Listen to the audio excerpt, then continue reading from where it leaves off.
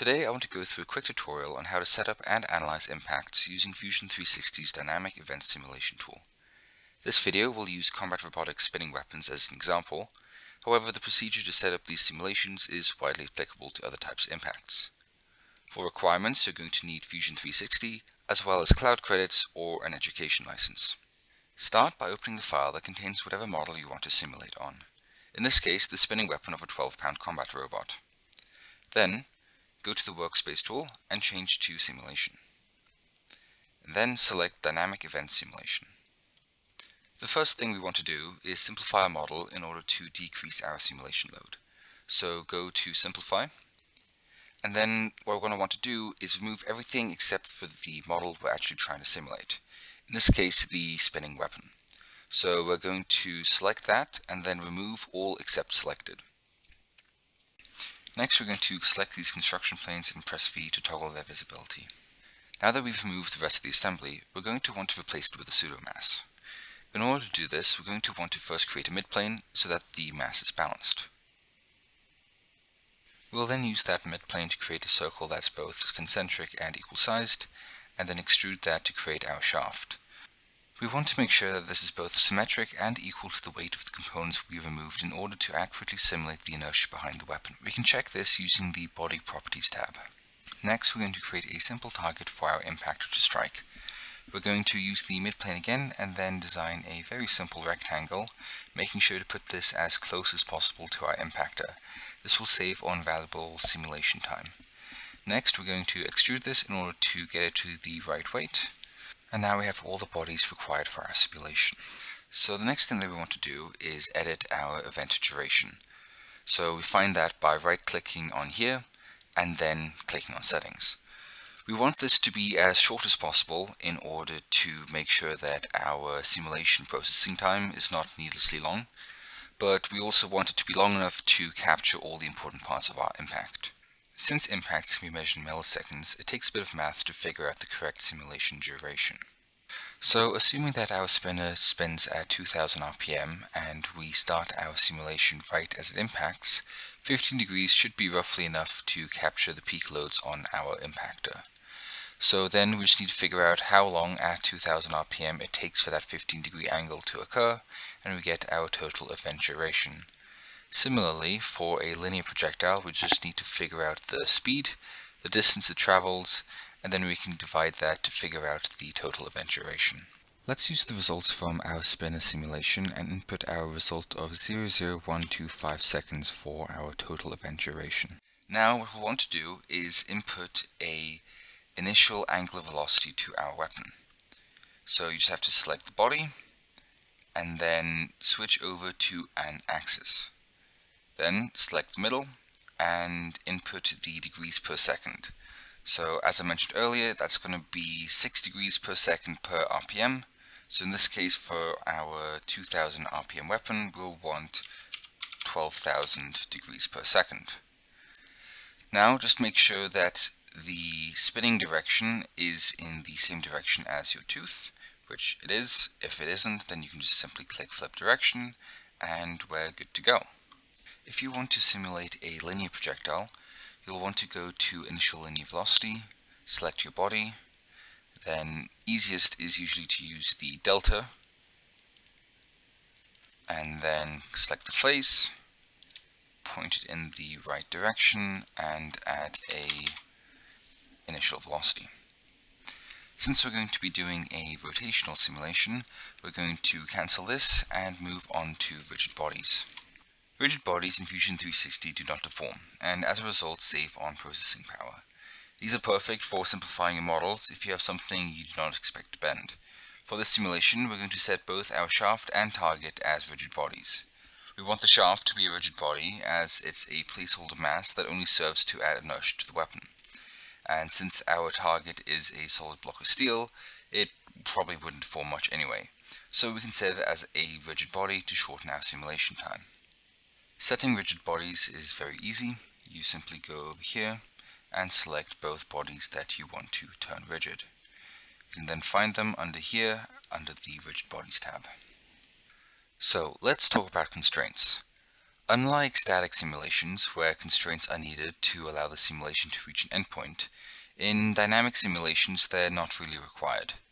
You might use them if the part you're modeling is rigidly affixed to something else not the model, or used to guide the simulation in a specific way.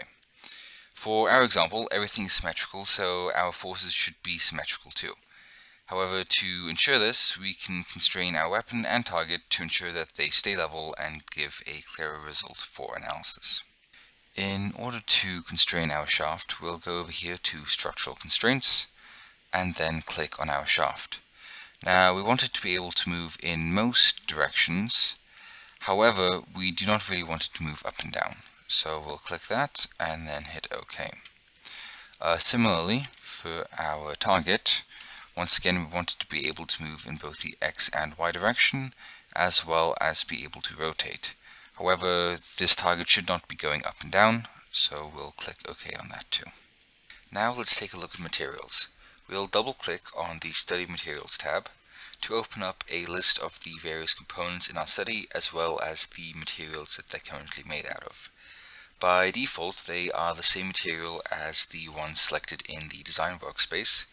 However, most materials in Fusion 360's library are linear, which means they react in a simplified manner to strain and stress. Linear materials are acceptable for small amounts of deformation that don't exceed the yield strength of a material. However, for impact simulations we typically see stresses far beyond that, so a nonlinear study is required. So here is the selector for the various libraries, but we'll leave it on the default nonlinear. If you're lucky, the material that you're using will be one of these. As you can see, the list is much smaller than the linear one. However, you might be able to find the exact material that you're using already here. To figure out what exact properties each of these has, you'll click on one of them, and then click on Properties, and then View Advanced, and then click this little icon here. So this will give you the exact specifications of the material that this is supposed to represent. So if you're lucky, you're going to be using one of these. However, more likely is that you'll have to create your own by creating a copy of one of these materials. In order to do that, we're going to close out and reopen Study Materials. And then from this list, you want to choose the option that's most similar to the material that you're creating. For my case, I'm going to be recreating AR500, so I'm going to go with High Strength Low Alloy. I'm then going to click on Properties and View Advanced. Now what we're going to do is right click here on Steel Alloy, and we're going to add this to our favorites. We're then going to right click and duplicate, and then now delete the original. So now that we have this, we're going to click on the edit, and now we can see the material properties. If you're lucky, you'll be able to look up your material and then find a datasheet with all the relevant statistics on it. Otherwise, you'll have to find a research paper which you can comb through in order to find the various material properties that you're looking for. From your research, you should be able to find both the mechanical and strength properties of your material. Now let's take a look at advanced properties. So we're going to leave these first two as default. However, for type we have a couple options. So elastic is a simulation where the material is not expected to surpass the yield point. However, since we're going to be doing an impact study where we're definitely going to expect some yielding, we're not going to be able to use this. So that leaves us with plastic and elastoplastic. So both of these are going to give us fairly similar results. However, the data that is required to be entered is going to vary a bit between them. For a plastic material, the input will be a stress strain curve. As you can see by clicking on this button here, it shows us the stress strain graph with the inputs on the right hand side.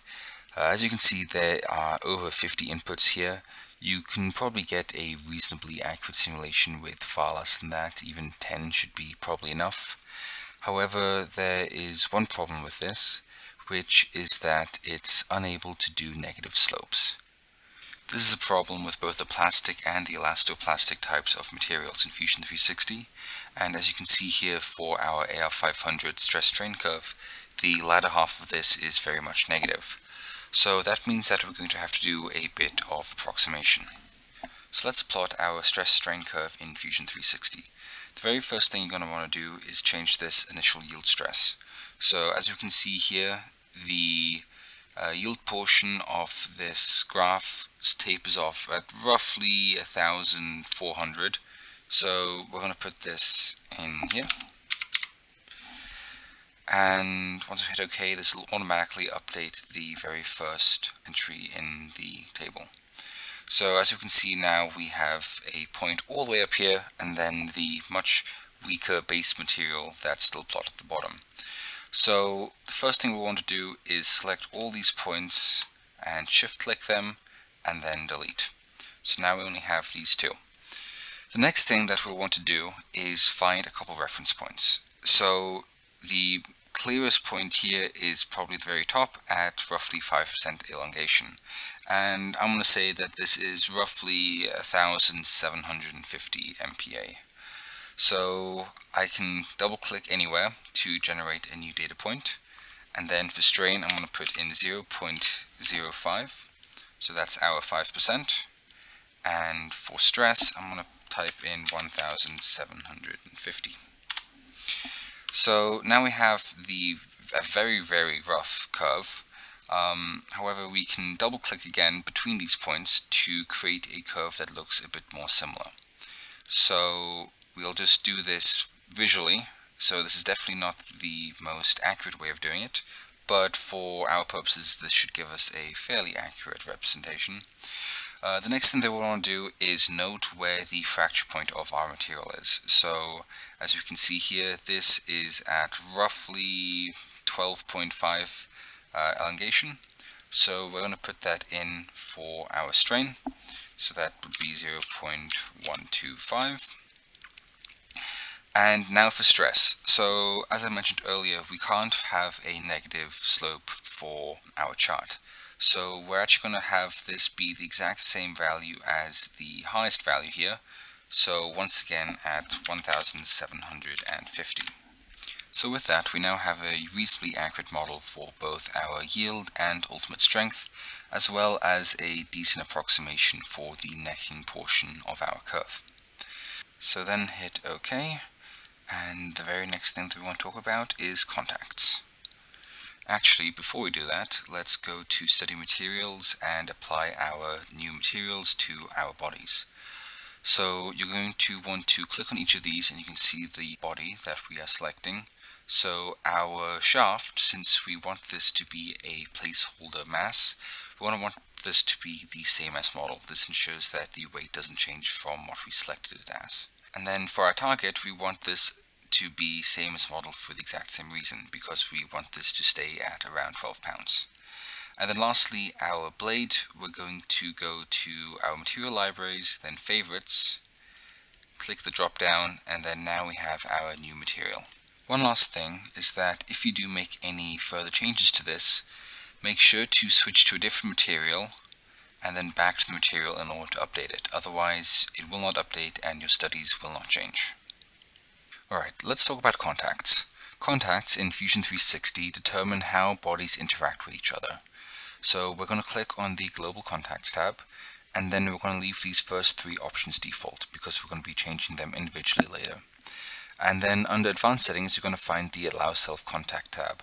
So this allows you to determine whether or not your object is going to be able to interact with itself should it deform enough to touch itself. If that's the case, then you're going to want to leave this on.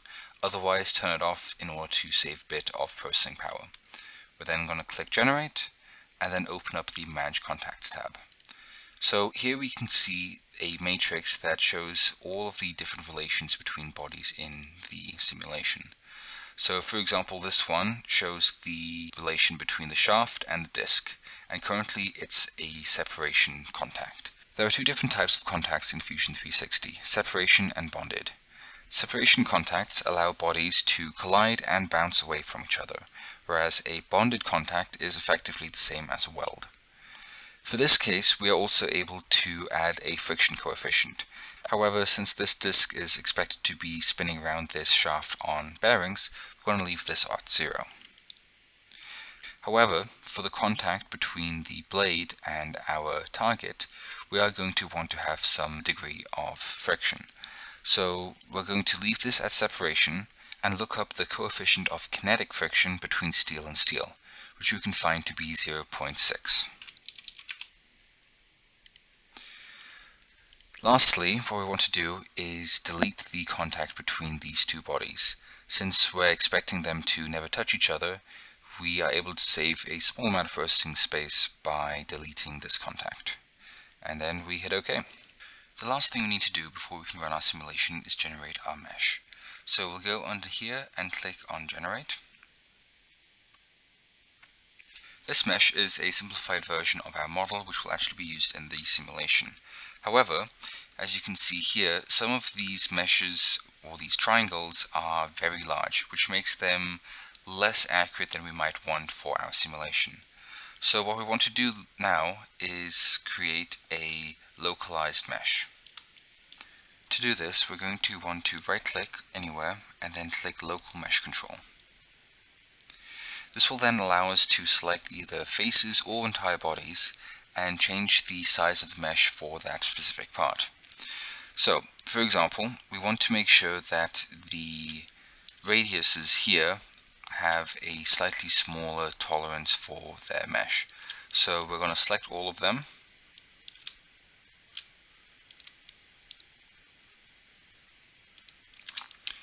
And now that that's done, we can lower this to, let's say, 3 millimeters. We're then going to generate to make sure that it updated. So as we can see now, the size of these triangles for these curves are much smaller and better represent the actual curve of the model. Another thing that we'll want to fix is to make sure that the hole on the inside here is smooth to actually allow for rotation around the shaft. So we're going to go to Model Components, Bodies, find the shaft, hide it, and as you can see here, the hole is actually a octagon. So this, had we not refined this in the mesh, would have caused some issues in the simulation where it would have been grinding against the shaft. So once again, we're going to right-click, Local Mesh Control, select the inside, and then change this to a small enough number. Furthermore, we also really want to look at the actual impactor. So currently there's only about 3 triangles that are making up this impacting face. However, this is really the most important part of our simulation. So once again, we're going to right-click, Local Mesh Control, select our face, and we want to put this down to 2 millimeters. Now we're going to generate the mesh one more time. And now, as you can see, we have a much more refined mesh at our critical parts, and we are now ready to run our simulation. So let's re-enable the visibility of our shaft and then click on Pre-check. So we have a couple of warnings here. The first one is that 2 of our bodies here are not using nonlinear properties. However, these are the ones that are actually a rigid body, so we don't have to worry about that. Secondly, some of these things are unconstrained. However, this is really something you'll find in pretty much every dynamic simulation, so you can safely ignore that too. So now that we're happy with that, we'll click on Solve. And since I have an education license, I have unlimited cloud credits. However, if you're using a personal license, this will cost you 6 credits per simulation. So then we click Solve Study, and we wait. Once the simulation completes, you should get a view somewhat like this. By moving the slider down here, we're able to go through the time of our simulation and see how our bodies react. By taking a top-down view, we can see that both the target as well as the shaft move away from each other, as we would expect during a collision. Fusion 360 gives us many ways of viewing the behavior of our model. By default, the von Mises stress allows us to see how our stress travels throughout our part. As we can see, in the beginning it is centered around our impactor, and as we go through successive steps, it gradually spreads throughout the rest of our part. By switching to the first principle stress, and then taking this lower bound and moving it to the yield point of our material, in this case 1380, we're able to see where and when our part yields. In this case, you can see that there will be a small amount of localized yielding around this small fillet, and as we go through some more steps, we can see where else in the part we might need to reinforce in order to make our part a bit stronger. Something to note is that in this impacting test, this target is much stronger and harder than we would otherwise expect to see in the real world. In order to see a more extreme case of this impact, we're able to create another study. To do this, we're going to click on Clone Study, and then double click on our load icon. We're going to change this from 12,000 to 48,000 degrees per second, which is 4 times the speed and 16 times the energy in our disk. And then we're going to go to Settings and lower the event duration. So we were at 0.125, and I want to change that to half that. If we wanted to keep the same proportional amount of time, we would have divided that by 4, but I wanted to get a bit more view of the aftermath of the impact. Then we're going to click on Solve. However, in this case, I've already run the simulation, so we're going to delete that and view our new simulation. In this case, the speed and energy is much too high for our impactor, and as we can see, it failed catastrophically. By switching over to the strain view, we're able to see exactly where the disk failed and improve that in the future. The cloning of studies allows you to quickly explore how different load cases affect your bodies. However, if we want to move or create new objects, we'll have to create a new simulation model. We can do that by hitting Finish, Simplify, and then we're going to click on Clone Simulation Model.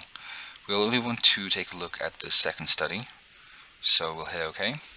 And then for this one, I'm going to show you how to create a slightly more realistic target, as well as introduce the concept of element deletion. The first thing that we're going to do is remove the original target, and then re-enable our midplane. We're then going to create a small rectangular target that's 4 mm wide, and then extrude it.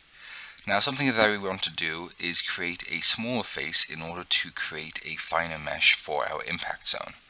So we're going to create that as a semicircle, and then on both sides of our target, we're going to extrude that by a very, very small amount. This will give us a new face around our impact point. The next thing that we want to do is use the structural fixed constraints in order to pin the ends of our target in place. Next, we'll want to change the material to aluminum. And then what we want to do is generate our mesh in order to take a look at it. As you can see, currently the triangles are very large. So what we want to do is use the local mesh control in order to make the area around the impact zone much smaller. Make sure to do this for both sides of the impact zone. This will increase the accuracy of our simulation. We're also going to want to increase our event duration by a bit, and then we'll move on to element deletion. Fusion 360 allows us to simulate the fracture of materials through the deletion of these triangular elements. To access the menu, you'll want to go to Manage and then Element Deletion Criteria. Then select your body, and under this list, select Principal Strain. For this value, you'll want to look up your material and then find the fracture strain or elongation at break. In the case of this aluminum alloy 2024, it's going to be 0.1. We can then also add element deletion to our spinner. We once again go to Element Deletion, select Body, Principal Strain, and in the case of AR500 we know this to be 12.5%. If you're unable to find the exact value in a table online, you can take a look at the stress-strain curves. Oftentimes these curves will end at the fracture point. Next, we're going to generate our global contacts, making sure to disable self-contact. Then we'll check each of our contacts individually. The first one's good. The second one, we want to add our coefficient of kinetic friction, which is going to be 0.6 for steel on aluminum. And then our last one, we want to disable, because these are not going to touch anyway. Then we're going to check our warnings, and they will look good. So we'll close that and start our solve. Now that the solve is finished, we can see that the simulation performs more or less as we would expect it to. The weapon is able to carve out a large chunk of the material from the thin aluminum sheet, and we can see there's a little bit of plastic deformation around the impact area. However, we can see that there's a couple of phantom forces around the inside of our weapon. And the reason for this is that if you look here, the shaft is not actually perfectly round at this point. This can, however, be solved by adding a small, more refined area around the shaft, just like we did for the impactor. In order to do this, we're going to create some offset planes in order to split the face of our shaft. We'll then use local mesh control to refine the area around our disk, and then double check that everything looks good, and resolve our simulation. As you can see now, the impact zone looks very similar. However, we no longer have those strange forces around the inside of our disk. At this point, we've learned how to simplify a model, add soft and rigid bodies to our study, apply loads, select appropriate vent durations, customize materials, apply constraints, simulate material fracture, generate contacts, refine mesh, and analyze our results. If you have any questions, feel free to ask in the comments below. If the video is helpful or informative, please consider dropping a like. Thank you for watching.